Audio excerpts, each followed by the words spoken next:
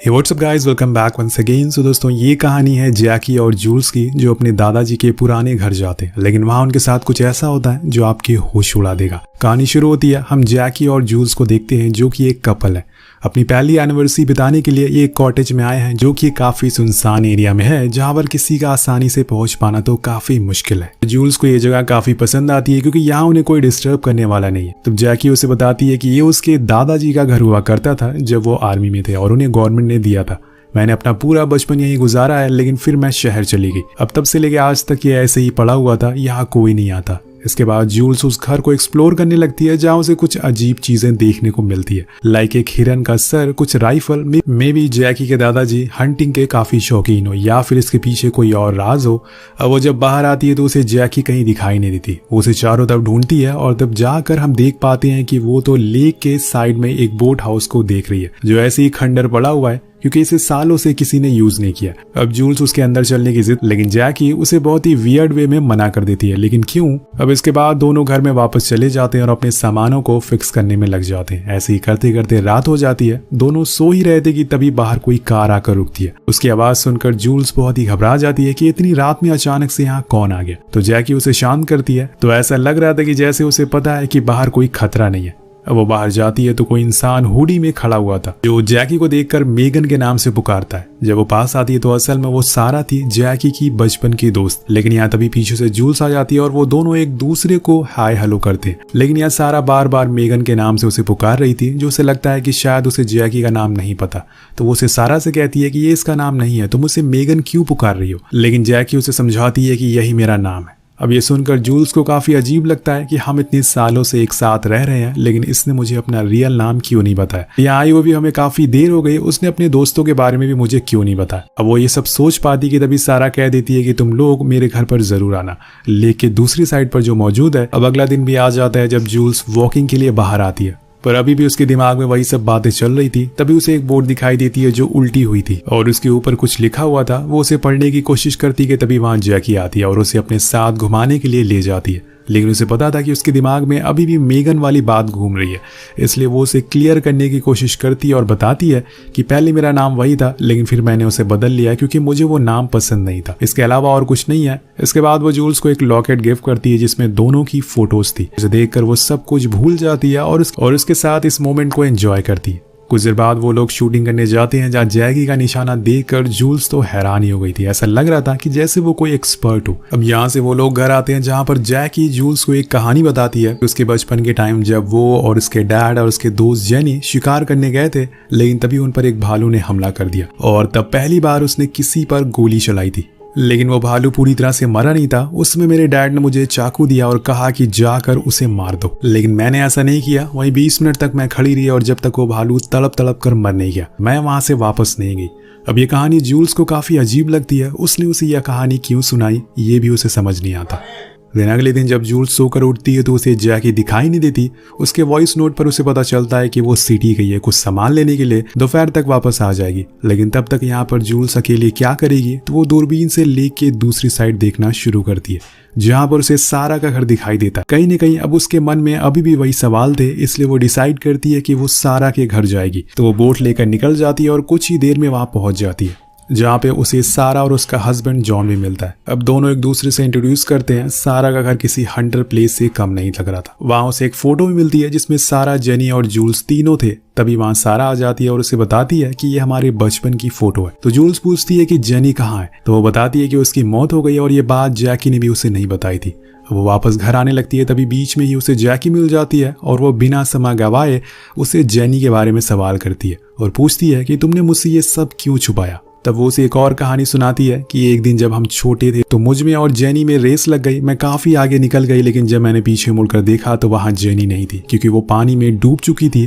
और 3 दिन बाद पुलिस को उसकी लाश मिली, जिसके बाद मुझसे पूछताछ की जाती है, लेकिन उन्हें कुछ नहीं मिलता। पर मेरे मन में हमेशा यह गिल्ट रहता है कि जेनी की जान मेरी वजह से गई है, इसलिए मैंने ये बात आज तक किसी को नहीं बताई। तुम्हें भी नहीं, क्योंकि उसके बाद तुम भी मुझ पर शक करती। उसकी ये सब बातें सुनकर जूल्स को बहुत बुरा लगा, क्योंकि उसने उस पर खामखा शक करा था। इसलिए वो उसे माफ कर देती है और फिर दोनों गले मिलती है। देन जैकी उसे एक पहाड़ पर ले जाती है जहाँ से व्यू काफी अच्छा था, जिसे जूल्स भी काफी एंजॉय कर रही थी। उसने पिछली सारी बातें भुला दी थी, लेकिन तभी एक ऐसी चीज होती है जो ना तो जूल्स ने सोची थी और ना ही हमने। पीछे से आकर जैकी उसे धक्का देती है, जिससे वो सीधा पहाड़ के नीचे जाकर गिरती है और बुरी तरीके से जख्मी हो जाती है। लेकिन यहाँ जैकी के चेहरे पे जरा भी पछतावा नहीं था। जब वो कॉटेज वापस आती है तो रोने की प्रैक्टिस करती है ताकि वो पुलिस के सामने रियल में रो सके। लेकिन वो अभी भी पुलिस को नहीं बुलाती, बल्कि एक बारी फिर से उसी स्पॉट पर जाती है जहाँ से उसने जूल्स को गिराया था। पर वो वहाँ नहीं है, बस उसका लॉकेट वहाँ पर मौजूद था, मतलब कि वो अभी भी जिंदा है और उसका राज अब कभी भी बाहर आ सकता है। इसलिए जैकी उसे ढूंढने के लिए जंगल के अंदर जाती है, जहाँ पर हम पहली बार जूल्स को देखते हैं, जिसके सर पे बहुत ही गहरी चोटें आई थी, पैर की हड्डियां टूट चुकी थी, लेकिन उसने खुद को फिर भी बचा लिया था। पर तभी वहां जैकी आ जाती है और बोलने लगती है कि उससे गलती हो गई, उसे माफ कर दो। अगर तुम यही कहीं आसपास हो तो प्लीज बाहर आ जाओ, मेरा ऐसा कोई मोटिव नहीं है। अब पास में छुपी जूल्स भी ये सब सुन रही थी। उसे लग रहा था कि शायद वो सच बोल रही है, इसलिए वो बाहर आने लगती है। लेकिन जब वो उसके चेहरे का एक्सप्रेशन देखती है तो समझ जाती है कि वो झूठ बोल रही है। उसने ये सब जानबूझकर किया, लेकिन वो उसे प्यार करती है। उसने ऐसा क्यों किया, आखिर इसके पीछे की वजह क्या है, ये सब आपको कुछ ही देर में पता लग जाएगा। अब रात हो जाती है, लेकिन अभी भी वो उसे जंगल में ढूंढ रही थी और जूल्स छुपी रहती है। उसे पता था कि अगर वो बाहर गई तो वो उसे इस बार ही मार देगी, इसलिए वो रात वहीं गुजारती है। पर अगले दिन उसे कुछ ना कुछ तो करना ही होगा, क्योंकि ऐसे उसकी बॉडी में पूरा इन्फेक्शन फैल जाएगा। तो वो धीरे धीरे आगे बढ़ती है और वहीं दूसरी ओर जैकी बंदूक लेकर जंगल में घूम रही थी पूरी तैयारी के साथ। लेकिन तब तक जूल्स उस कॉटेज तक पहुंच गई थी और जहां वो सबसे पहले बाथरूम में जाती है और खुद के जख्मों को बैंडेज करती है और फिर टाके लगाती है। इधर जैकी को भी पता चल चुका था कि वो कॉटेज में मौजूद है, लेकिन उससे पहले जूल्स वहां से बोट लेकर भागने लगती है। उसे जाने के बाद वहां पर जैकी आती है जो बाथरूम में जाती है और उसे पता चल जाता है कि यहाँ पर वो आई थी, यानी कि वो आसपास ही मौजूद है। इसलिए वो फिर से बाहर निकल जाती है और उसकी बोट देख लेती है। अब वो एक दूसरी बोट लेकर उसका पीछा करने लगती है और कूदकर उसकी बोट पर आ जाती है। जूल्स उसे लड़ने की कोशिश करती है, लेकिन उसके पास वही चाकू मौजूद था। लेकिन तब तक वहां पर डैनियल ने उसे देख लिया था, पर वो इतनी दूर होता है कि उसे समझ नहीं आ रहा था कि असल में वहां पर हो क्या रहा। उसे सब तो नॉर्मल ही लगता है, लेकिन वहां जैकी कहती है कि अगर तुमने कोई चालाकी दिखाई तो ये चाकू तुम्हारे पेट में होगा। तो वो चुपचाप हो जाती है और फिर दोनों घर आ जाते हैं, जहां पर वो उसे नहलाती है और उसके जख्मों को साफ करती है। तो वो बताती है कि आज रात में सारा और उसका हस्बैंड डिनर पर आ रहे हैं, इसलिए तुम्हें ऐसा दिखाना होगा कि जैसे सब कुछ नॉर्मल है और ये सारी चोटें तुम्हें एक्सीडेंट से लगी है। इसके बाद वो जाने लगती है तो जूल्स उसे पूछती है, क्या तुम मुझे सच में प्यार करती हो या ये सब एक दिखावा था? तो वो कहती है कि नहीं, मैं तुमसे प्यार नहीं करती। यहाँ उसे समझ आ जाता है कि ये सब झूठ था जो उसने उससे साथ किया, पर इसके पीछे की वजह आखिर मुझे मार कर उसे क्या मिल जाएगा। अब रात होने पर जूल्स जैकी को थोड़ा इमोशनल करने की कोशिश करती है और कहती है कि मुझे पता है कि तुम बीमार हो, तुम्हारी दिमागी हालत ठीक नहीं है, मेरे साथ सिटी चलो, मैं तुम्हारा अच्छे से इलाज कराऊंगी और फिर हम दोनों साथ में होंगे। लेकिन उसकी ये सब बातें जैकी पर कोई असर नहीं करती। लेकिन यहाँ बातों बातों में जैकी बहुत से राज खोल देती है, जैसे कि उससे पहले उसकी कई सारी गर्लफ्रेंड थी जिसके साथ उसने शादी भी कर ली थी, लेकिन उसकी डूबने की वजह से मौत हो गई या फिर जैकी ने उसे खुद ही मार दिया। ये सारी सच्चाई वो अपने मुंह से बता रही थी और ये भी कहती है कि उसने ही अपनी दोस्त जैनी को मारा था। मैं तुम्हें भी मार दूंगी, सेम उसी तरह से जैसे मैंने उन सभी को मारा था, अगर तुमने उसके सामने कुछ भी बोलने की कोशिश करी। तो जूल्स को कहीं ना कहीं ये लग रहा था कि वो उसे मार कर उसका सारा इंश्योरेंस का पैसा लेना चाहती है, क्योंकि वो हमेशा से उसी चीज के बारे में बातें करती है। वेल, देखते हैं आगे क्या होता है। कुछ देर बाद सारा आ जाती है, लेकिन जब वो जूल्स की चोटें देखती है तो हैरान रह जाती है। तो वो उसके पीछे की वजह पूछती है, लेकिन जूल्स ज्यादा उसे कुछ नहीं बताती क्योंकि जैकी ने उस पर नजर रखी हुई थी। अब सारे लोग डिनर करते हैं, जहाँ पर जैकी अपने रिलेशन के बारे में सभी को बताती है कि कैसे उसने जब पहली बार जूल्स को देखा था और तभी से वो उसे प्यार कर बैठी। लेकिन ये सब बातें झूठ होती है, जो कि बस जूल्स को ही पता थी। लेकिन उसे ऐसा बिहेव करना है कि जैसे किसी को उस पर शक ना हो। इसके बाद वो और डैनियल आपस में बातें करने लगते हैं और किसी का फायदा उठाकर जूल्स सारा को सब कुछ बता देती है। इसके बाद वो डैनियल को बताने लगती है, लेकिन डैनियल सुन नहीं पाता। लेकिन जैकी समझ जाती है कि उसे सच पता चल चुका है और जैसे ही वो पीछे मुड़ता है वो उसका गला काट देती है, जिसे देखकर सारा पागल हो जाती है। वो भागने की कोशिश करती है, लेकिन उसकी भी किस्मत बेकार थी, अगले ही पल उसकी भी मौत हो जाती है। अब जिससे कि वो उन दोनों का शरीर के टुकड़े करती है और फिर जूल्स के साथ लेक को उन टुकड़ों को फेंक देती है।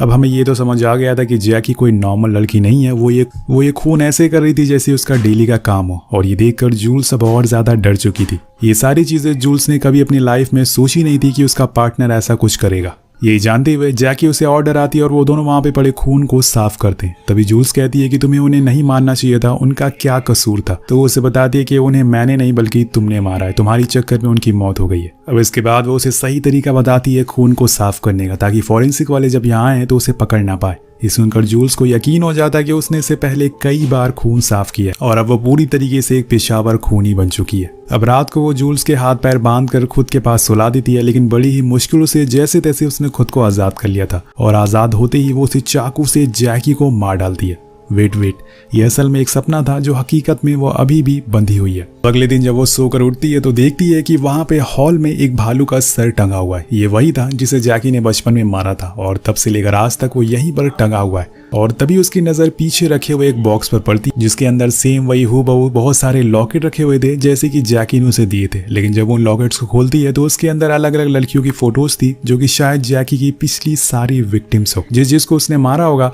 अब कुछ देर बाद जैकी उसे लेके कहीं जा रही थी, शायद वो उसकी जान लेने वाली है। लेकिन आज उससे पहले जूल्स ने उसके गर्दन पर एक बेहोशी का इंजेक्शन लगा देती है और कार से उतरकर भागने लगती है। लेकिन उसके पीछे पीछे जैकी भी मौजूद थी। कुछ ही देर बाद वो दोनों वहीं पहुंच जाते हैं जहां पर जूल्स नीचे खाई पर गिरी थी। लेकिन इससे पहले कि वो कुछ कर पाती तभी जैकी इंजेक्शन की वजह से बेहोश हो जाती है और वहां से भाग जाती है। लेकिन बीच रास्ते में वो वापस आती है क्योंकि वो उसे मारना नहीं चाहती थी। कहीं ना कहीं वो उसे प्यार करती है। लेकिन तब तक जैकी वहां से भाग चुकी थी, इसलिए वो वहां से कॉटेज की ओर जाती है।